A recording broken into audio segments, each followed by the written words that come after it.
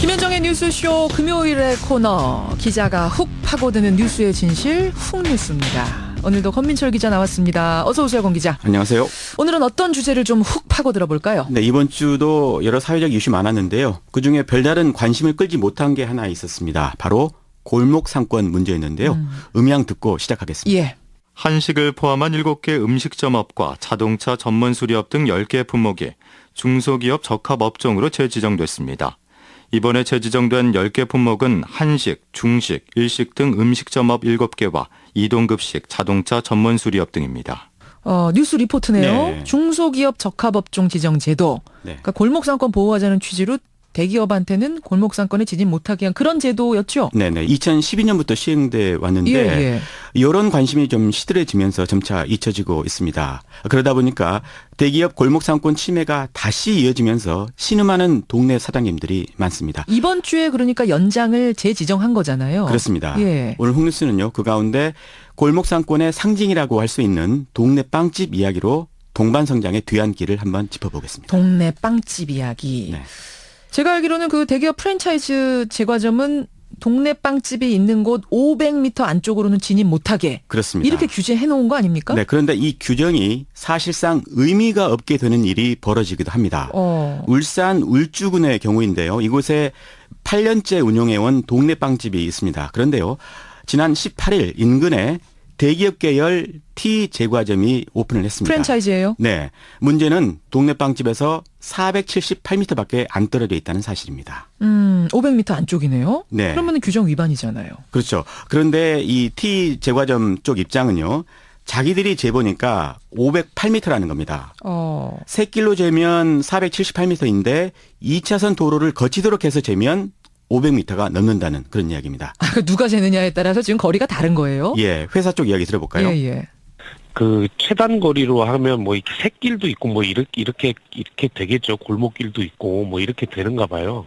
그래서 자잘한 협의 내용이 명확하게 이제 나와 있는 게 그 2차선 차도로 도보를 했을 때 그 거리라고 이렇게 명시가 돼 있다고 합니다. 그러면 500m가 넘는다고 해요.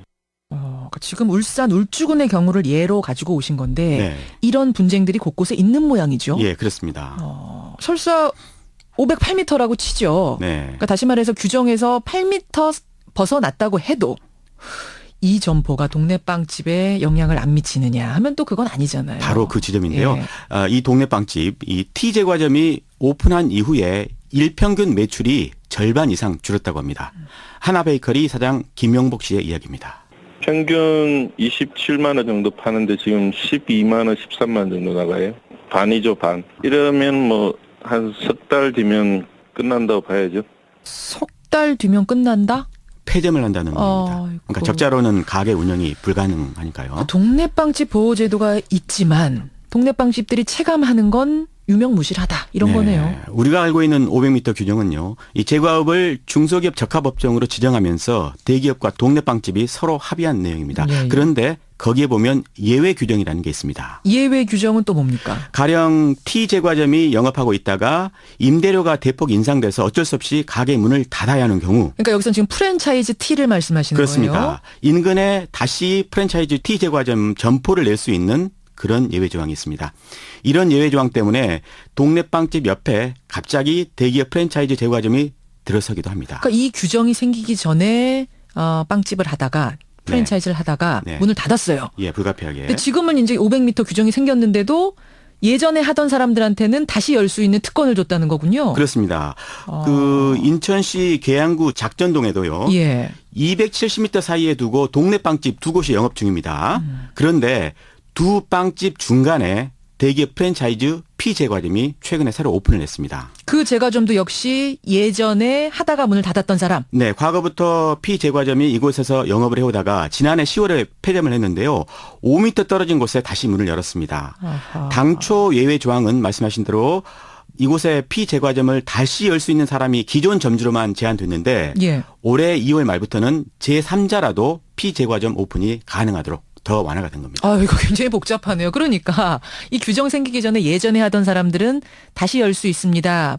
대기업 프랜차이즈라도 네. 이런 예외 규정이 하나 생겼고 예. 거기다가 예전에 하던 그 사람이 아니더라도 다른 사람들한테 넘길 수도 있습니다. 그렇습니다. 인수권을.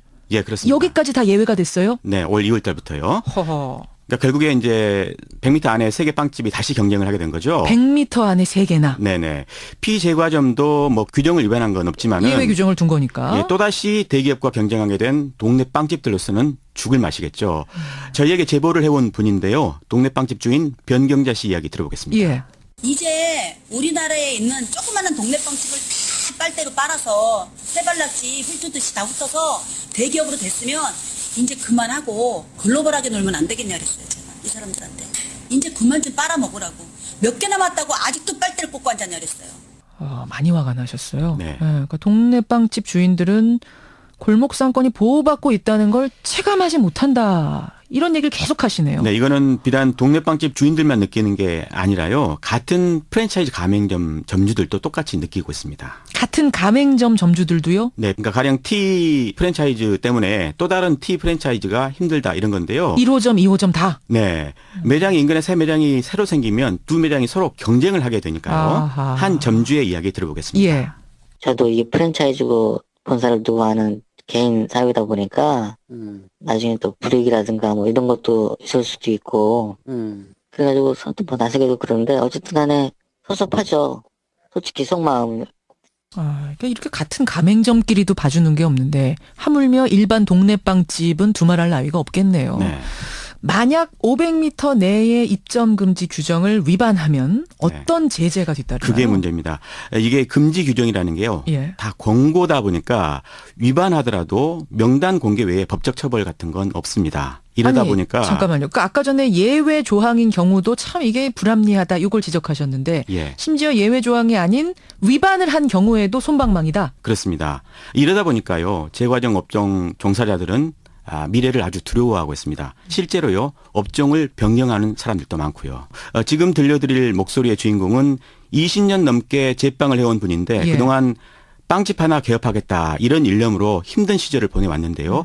결국에 동네 빵집들 문 닫는 거 보고 올해 마음을 바꿔먹었습니다. 어떻게요? 지금은 월급도 더 적은 전자부품 공장에서 노동자로 일하고 있습니다. 직접 들어보시죠. 우리 조카들이나 뭐, 제가 그쪽에 관심 있다고. 나 그러면 대놓고 얘기하지 말라고. 그거 비전 없다고. 비전 없어요. 제가 좀. 누가 한다 그러면 아예 말린다. 네, 이분이 올해 44살인데요. 예. 2명의 부양 가족이 있습니다.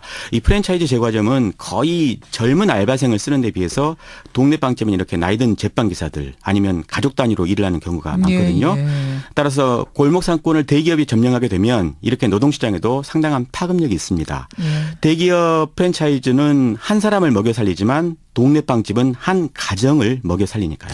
지금 그 대기업 프랜차이즈 빵집이 1년에 몇 개 정도나 신규 점포 냅니까? 네, 2014년 통계를 보니까요. 예. 대표적인 2개 대형 프랜차이즈가 154개 매장을 신규로 오픈했습니다. 신규로만 154개? 그렇습니다. 1년에? 네. 한 개 매장당 평균 한 3억 원 정도의 매출을 올린다고 가정을 해보면요. 460억 원의 매출을 대기업 프랜차이즈가 가져가고 있는 거죠. 아하. 만약에요. 대기업이 신규로 진출하지 않았다면 이 돈은 동네에 뿌려졌겠죠. 그래요. 한 2012년부터죠. 대기업 골목 상권 침해 문제가 사회 문제로 주목을 받고 네. 그때부터 좀 국가적인 아젠다가 됐어요. 동반 성장 문제가. 그렇습니다. 근데 오늘 동네 빵집 얘기를 쭉 듣고 보니까 이거 다시 원래대로 돌아가고 있는 건 아닌가 우려가 드네요. 네, 다들 기억하실 겁니다. 이 국감 때요. 대기업 회장님들 줄줄이 국정감사장에 불려 나와서 골목 상권 침해하지 않겠다. 이렇게 다짐했던 장면요. 예, 예. 제가 기억 환기 차원에서 2013년 국정감사 음성 가지고 왔는데요. 한번 들어보시죠. 이 이마트 에브리데이 상품 공급점을 추가 출점할 겁니까 안 할 겁니까? 추가 출점을 완전히 중단하도록 하겠습니다. 국민 앞에 약속할 수 있습니까? 네, 있습니다. 이 홈플러스가요, 추석이나 설 명절 같은데 앞두고 협력업체 직원들에게 상품권, 선물 세트 이런 거 강매해서 실적에 반영하고 하지 않았습니까? 이런 거 시정해야 되지 않겠습니까? 예, 그렇게 시정하겠습니다. 예, 그렇게 하겠습니다. 한 사람은 누구예요? 도성환 홈플러스 대표이고요. 앞서 말한 사람은 정용진 신세계 부회장입니다. 다음 주에 20대 국회 개원을 하는데 우리가 잊고 있던 그 동반성장 문제 국회 차원에서 다시 한번 점검을 해봐야겠고 우리 역시 골목상권 살리는 문제 다시 관심 가져야겠다는 말씀을 드리면서 오늘 훅뉴스 권민철 기자 수고하셨습니다. 고맙습니다.